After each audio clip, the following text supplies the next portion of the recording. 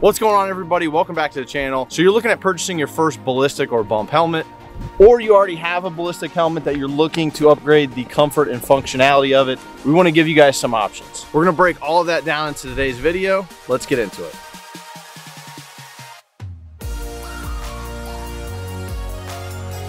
So we have three different options on the table here today. We want to break down each one of these, but to start, we want to talk about, more of the high-end option where you can upgrade it, have the night vision, comms, all that good stuff. More of a mid-tier option that's available to you guys. And then the entry level gets the job done, balling on a budget, gives you ballistic capabilities with the helmet, but minimal upgrade options. So guys, if you're getting the necessary training and you have started to look into building some of your kit out, you might be asking yourself, is a ballistic helmet necessary for my setup? Personal opinion is absolutely. This stuff is obviously very practical. There are much more options out there in the market today, so they're making it much more affordable for the everyday person. And it's obviously something that you can build up over time. You don't immediately go right to this complete setup. It might be something where you get something that is much more budget friendly.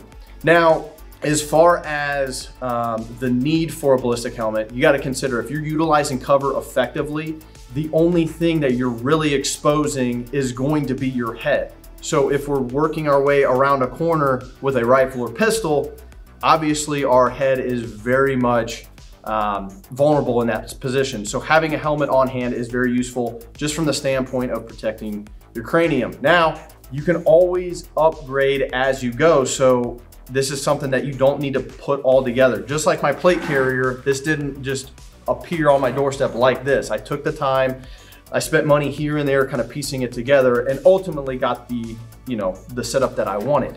So when we're looking at helmets, there's a lot of different considerations we need to make. Comfort and weight are some of the major things that gets overlooked, and we'll talk about some options on upgrading your inner liner to make it a little bit more comfortable. But also, weight is a huge factor when determining the price ultimately for the helmet. So today we're mostly focusing on ballistic helmets, meaning it's gonna be primarily level 3A, gonna stop most pistol rounds. Avoiding too much talk about bump helmets because really the bump helmet just serves as somewhat of protection if you hit your head on something, but ultimately it's just gonna hold your nods and your comms. So for me, bump helmets mostly apply to airsoft community. The modern day helmets that we have, and we'll talk about those here in a minute, but they're so lightweight, there's really no need for a bump helmet. And it also gives you the ballistic capability to stop actual rounds. Now, as far as the entry level helmet goes, what are some things that you're going to get from the helmet? And then obviously, what are some things you're gonna be missing from it? Now, this helmet in particular is a mid-cut, meaning it doesn't have that cutout to allow for, comms to be attached to it. But it does give you the ability to upgrade with these bolts. If you wanted to put an arc rail system on there, you could always do that. The problem with that is the bolts that are in here are going to affect the ballistic capabilities of the helmet. So when we think about a ballistic shield, the handle that is attached to that shield, many times, there are exceptions, are bolted into the shield. That actually affects the ballistic capability of the shield, much like the bolts on this helmet affect the ballistic capabilities of this helmet, specifically in these areas. Now you ask, really, this is a small area in which that is affected. It doesn't actually affect the rest of the helmet, but it is a consideration. And I'll talk about some of the engineering that has gone into some of these other helmets that kind of alleviate that issue. Now the harness system and padding within this helmet are also going to be a little bit less effective, or at least they're not going to be as comfortable as some of the other options that we have. It's a similar system in terms of how you attach it in there, but for the most part, it is going to be less comfortable. So when I put this helmet on and I snap it into place, over long periods of times, you're going to develop hot spots, especially when we're talking about gas masks. Now, this particular system does fit on my head relatively well, but as you notice, it doesn't have any padding on the top part for the top of your head. It's only around, and it kind of fits it like a halo around your head. That is less than ideal, but if you're not gonna be wearing this for long periods of time, that may not be a concern for you. Now, I mentioned weight earlier, And this particular helmet is extremely heavy, and weight is probably the most important factor when you're looking into a ballistic helmet. If you want to get something a little bit more high end, they're going to be lighter. There's a lot of different materials that are used in this day and age, especially polyethylene is being commonly used for helmets, and it makes it incredibly lightweight. That matters if you're wearing for this for long periods of time. So if you're going to ask yourself, does the weight actually matter for me? That is a question only you can answer. If this is something you're gonna be wearing for long periods of time, or you're thinking to yourself, I'm just gonna use this sparingly, or I just wanna have this in my bug out kit, then it may not matter as much and you might wanna save some money on that helmet.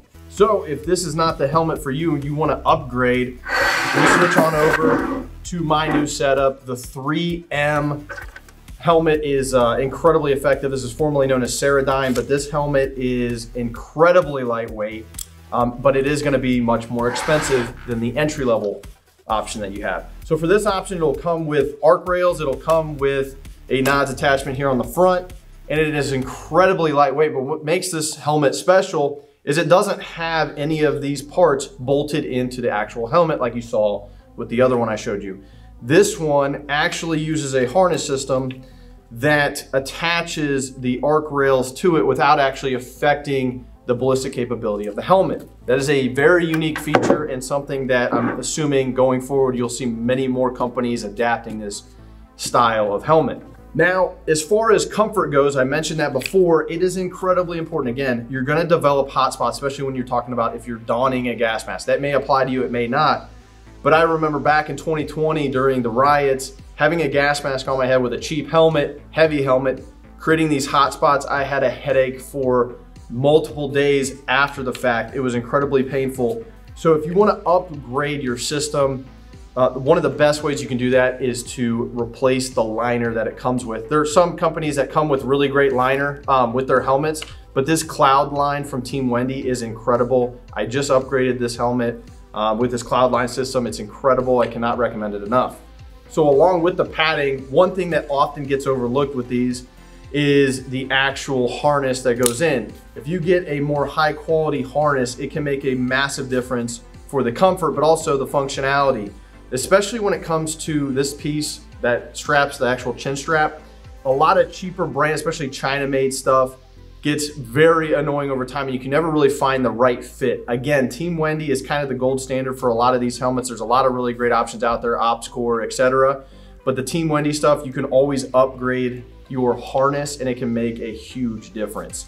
So now you've upgraded your helmet. Maybe you purchased one with all of the rail system in place and you're wanting to upgrade it to have comms, night vision, maybe a flashlight on the side, all those different attachments that you want to upgrade. We now make our way to a more high-end option. And ultimately, what are some of the issues we're going to run into when we have nods and comms on here? Obviously, we're adding a lot of weight. So having a simple attachment to just Velcro onto the helmet is a great option. There's a lot of companies making these. You can even find some cheap ones on Amazon, but you can put a counterweight in here to counter the weight of the night vision up front. Having a system like this to where you can actually loop your wires through here is also a great option if you have the need or the want for communications on your helmet. You can also put Ear Pro right on here, and if you're wanting to run more drills at the range with actual kit on, you can put the Ear Pro right on there as well, and it will protect you obviously from obviously hearing damage from the range. And then if you also utilize this real world, having that ear protection to prevent against obviously damaging your ears is going to be incredibly important. So regardless of what option you're looking to go with, regardless of what attachments you want to put on there later, a lot of these companies are going to provide the necessary systems so that you can, customize it to your liking. The arc rail system is great to have to where you can put flashlights, like I said, communications, Ear Pro, all kinds of different attachments on there. And the Velcro is just as simple as that. You find all kinds of stuff on Amazon as well as more reputable places that you can find attachments for that. Now, regardless of what system you put in place, is the helmet ultimately something that you need? Personally, I put it in a tier list. If I'm looking to get into the more of the tactical side of training, I'm really wanting to improve on my pistol skills, improve on my rifle skills, Once I have that stuff kind of in place and I've done enough training on it, I want to start looking into upgrading my plate carrier. Having ballistic protection for the everyday civilian is incredibly important. And if you want to find out more on your plate carrier setup, make sure you check out the video right here. Now, once I have the plate carrier, I'm looking at getting a battle belt. The reason for that, if I'm carrying every day, this is something that I can don with my everyday carry pistol. This is much more of a process to put on in the event of an emergency, but there is still a necessity for this if you're looking to get into battle belts and getting more of a setup like this going. If you guys want to know what system I'm rocking here, it is an HRT arc belt. It is available at our website at forcefrontier.com. If you want to learn more about this belt, hit that like button so we can do a review on that in the near future. Now, at the end of the day, helmets are very useful, but again, this tier list that I've pretty much created, this is just my personal opinion. You may have a different need for the helmet, and this may be higher up on that priority list. But once I have all the things that I have mentioned, then I start looking into the helmet. For me, the plate carrier is much more important. I have the ballistic capability to obviously protect myself against rounds, and then I also have an IFAK in there, an individual first aid kit, pistol mags, rifle mags, etc. A lot more options than what the helmet's gonna give you. But there is a need for this in the civilian market. If you are looking to be a better protector, this is a great option. So guys, if you like what you saw today, make sure you comment down below, like, and subscribe for future videos. We're gonna be pumping out a lot of these in the near future, and your support means everything to us. Go to forcefrontier.com for all of your gear and training needs. And with that, we'll see you on the next video.